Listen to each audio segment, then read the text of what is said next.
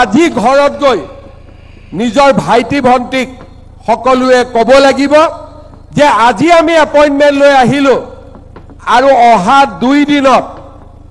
মামাই নতুন এডভাৰটাইজ দিব গতিকে আমি দৌৰা কাম চলাই থাকিব লাগে অহা আজি গল কালি গল পৰহি দিনাখন আমি আকৌ 5000 পোষ্টৰ আমি এডভাৰটাইজ মুকলি কৰি দিম তাৰ মানে অসমত নিযুক্তি চলিয়ে থাকিব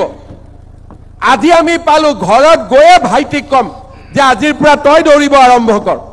কাৰণ এডভাৰটাইজ আৰম্ভ হৈ গলেই আমাৰ বন্ধুসকলক কম যিসকলে নোপোৱা বুলি দুখ কৰি আছে যে তহঁতি চিন্তা কৰিব নালাগে আকৌ পোষ্ট ওলালে আকৌ চেষ্টা কৰিব লাগে আৰু অহাবাৰ ইলেকশ্যনৰ পিছতো 1 লাখ গৈ 2 লাখ পাই যাবগৈ আৰু কিমান আগুৱাই যাবতো চিন্তাই নাই আজি ঘৰত গৈ নিজৰ ভাইটি ভণ্টিক সকলোৱে ক'ব লাগিব যে আজি আমি এপইণ্টমেণ্ট লৈ আহিলো আৰু অহা 2 দিনত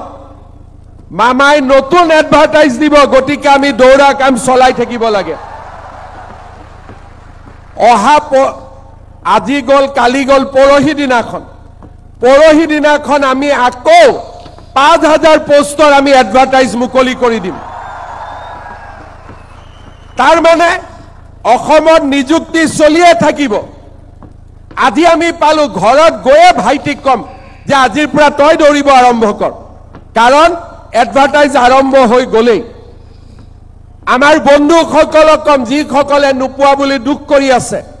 যে তহঁতি চিন্তা কৰিব নালাগে আকৌ পোষ্ট ওলালে